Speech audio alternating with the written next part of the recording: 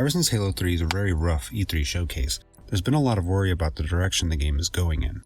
However, in the 2021 E3 showcase, Halo Infinite had a much better showing, and the main focus was on multiplayer and the future flights to come from it. Recently, we got to experience the Halo Infinite technical preview. The technical preview basically means somewhere between alpha and beta, where alpha is that not all the assets are included, beta means the game is fully playable, it's just in the bug fixing stage, and it's very clear from the technical preview itself that it's very much not in beta, but it's also not in alpha. It was quite clean for what it was. Many players were very excited to try out the technical preview because we really weren't sure what direction Halo is going in. As a Halo veteran, I also was very interested in trying the multiplayer myself for the very first time. This is the very first time that I got the feeling that 343 really understood what Halo players wanted from the newer games. And that leads me to my combat impressions.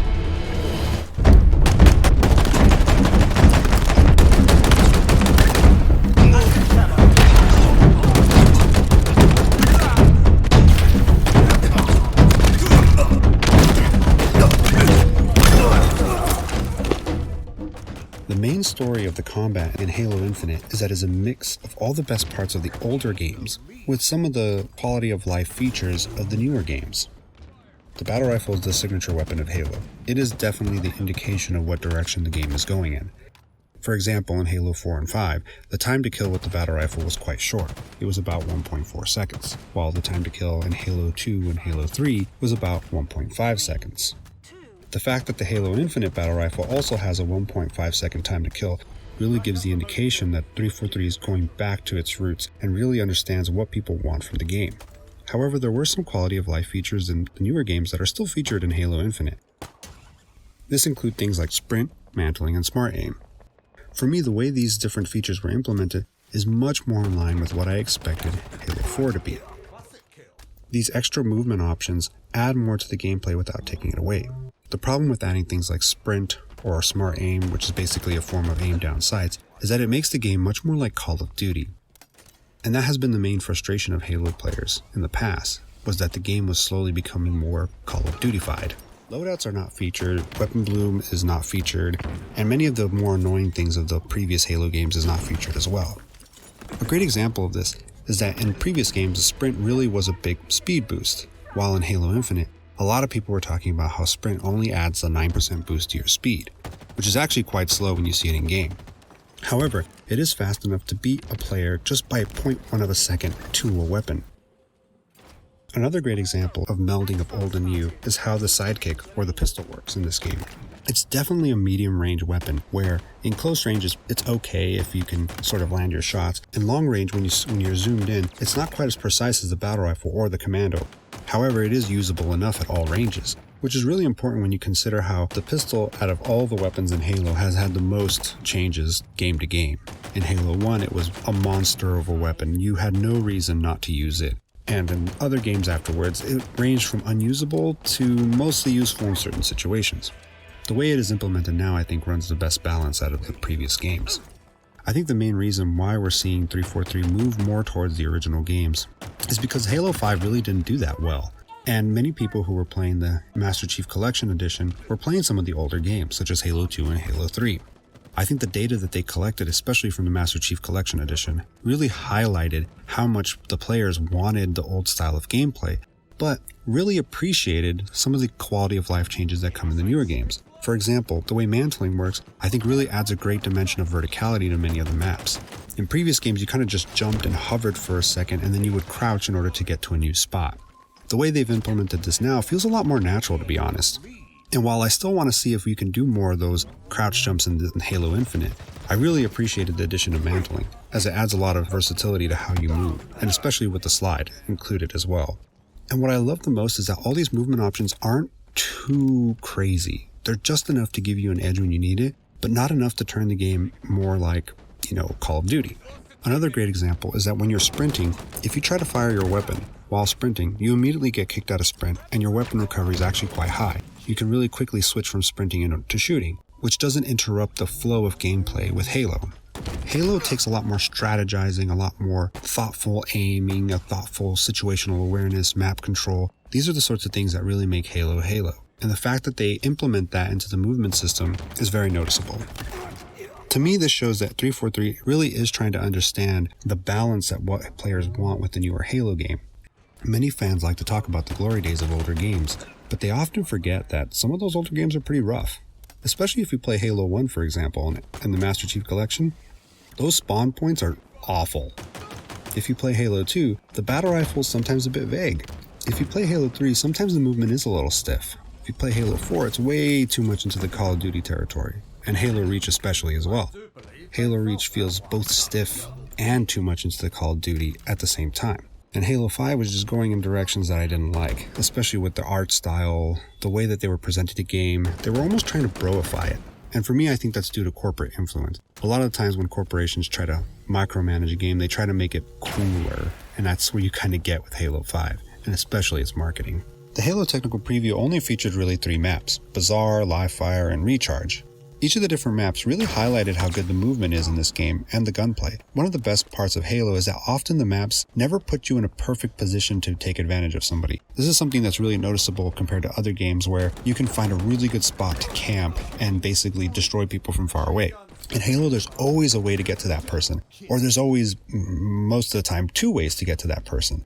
And so it's really great to see that this is still seen in the map design and in the sandbox itself. Power weapon placement was great. The different equipment was also very useful in some of the maps. Recharge and Bazaar often featured the grapple hook, and the grapple hook was amazing. It is definitely one of the best features to a Halo game. It's oddly works so well with it. I'm kind of surprised we haven't done something like that in the past. It's one of those features that you didn't know you needed. The technical preview only featured really matches against bots. And I know a lot of people were disappointed by this, but I actually love bots in games. They're a great way for stress-free practice for newer players, and even for people who just want to get better. If I want to practice the sniper rifle, for example, I would absolutely do a snipers-only match with bots. I can really practice my aim and adjust my settings and things like that. I've been wanting bots in Halo, honestly, for years. I have a lot of friends who are very intimidated by playing Halo, but if I told them, hey, why don't we get on a 4v4 map where the 4 opponents are bots, and get you up to snuff and really teach you the game? I absolutely believe that some of my friends who were initially hesitant would actually be more willing to play the game now that there's bots. I definitely found that the Recruit and the Marine, the 2 lower difficulty bots, were quite easy. With the ODST and Spartan bots, I really didn't even notice the difference between the 2. I honestly felt like they were kind of the same. Though it is kind of funny with ODST and Spartan bots is that their miss rate is obviously only set to a certain percentage, because if you ever walk into a room and there's 3 bots, you just immediately get murdered, because all 3 of them are not missing in that moment. While with real players, if you walk into a room with 3 people, sometimes they're afraid to shoot because they don't want to hit each other, or all of them are kind of shocked to see you're there, so they kind of miss the first few shots and then hit the next ones afterwards. It felt like there was a bit less forgiveness in making those kinds of mistakes with bots than there was with the real players. There was an opportunity to play against players at one point of the technical preview. In my opinion, this is the part where the game really shined. Players were absolutely making the best use of the maps, the equipment, and doing things that the bots just weren't doing. Since the bots are more basic in their behavior, I honestly felt like aim-wise, they were actually better than people, but decision-wise, they weren't better than people, and I think that was the biggest difference between the 2. So when players actually entered the arena, the map was used in much more interesting ways, where all the nooks and crannies were being used of the map. This is particularly evident in Bazaar, where there's a tunnel where you can secretly get to the shotgun from the top, or you can take a ramp from the bottom to get to the same shotgun. Whenever we did a bot match, none of the bots ever used this part of the map, but the players did, and there would often be fights for the shotgun under this part of the map. Not only that, you would also see opponents using the grapple hook against you, or you using the grapple hook to steal weapons from your opponents. This sort of stuff really only happened when you had other players in the arena. The other thing is that the spawning location changed when you had other players in the arena. Every time you played against bots, you always spawned in the same location. For example, on Live Fire, you would spawn near the garage, while they would spawn near the tower. However, I really wish that when we go against bots, we actually switch spawning positions just to change up the gameplay a little bit. I wonder if this is a feature of the bots programming where they can only deal with so many situations. Overall, I really like playing against bots. I'm really excited to play against people, but in my opinion, the addition of bots is great for accessibility and new players. It's also great for pro players for practice. One of the best parts about playing the Halo Infinite technical preview on PC were the accessibility options. I was really impressed by the accessibility options that Halo Infinite had, including things like changing the color outlines of enemies and friends, foes, and party members for people who are colorblind, having things like speech to text, text to speech, and also being able to adjust the weapon offset, meaning you can put the weapon more towards the middle of your screen, to the left, or the right if you're maybe left-handed. For me, one of the best accessibility options was being able to set the zoom sensitivity for various weapons. There are many games where you can set an overall sensitivity setting, but you really can't adjust the zoom sensitivity of different weapons. Meaning that when you're zoomed in for the battle rifle, for example, maybe you don't want it to be super sensitive. You want it to actually be more precise so you can make those really good shots. Or maybe with something like the sniper rifle, you want it to be a bit more faster because your aim is pretty good. And the fact that they have these options is really great for accessibility. It really makes it so you can fine-tune the sensitivity for each weapon to your style of play. Since this was a technical preview, I found performance to be overall rather poor, but not super bad. There were definitely times where I can tell that this was a technical preview. There were textures popping in and a weird bug where if you joined a game mid-progress, you kind of would only hear the grunting sounds of Spartans. It was very odd, especially if you didn't have headphones on.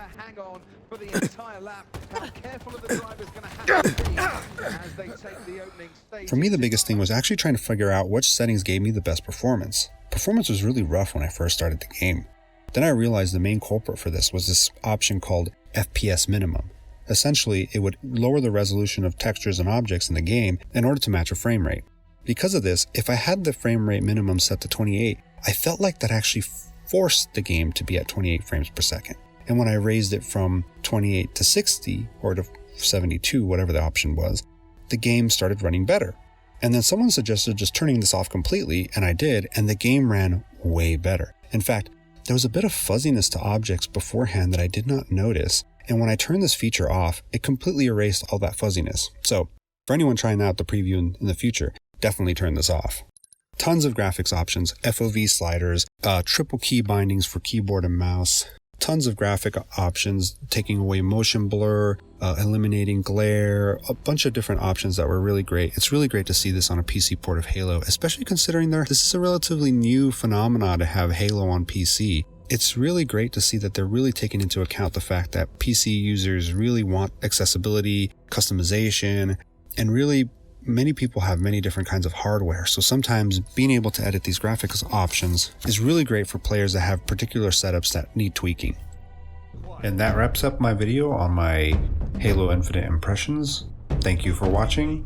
Please subscribe, hit the like button, and turn on the notification bell for future videos.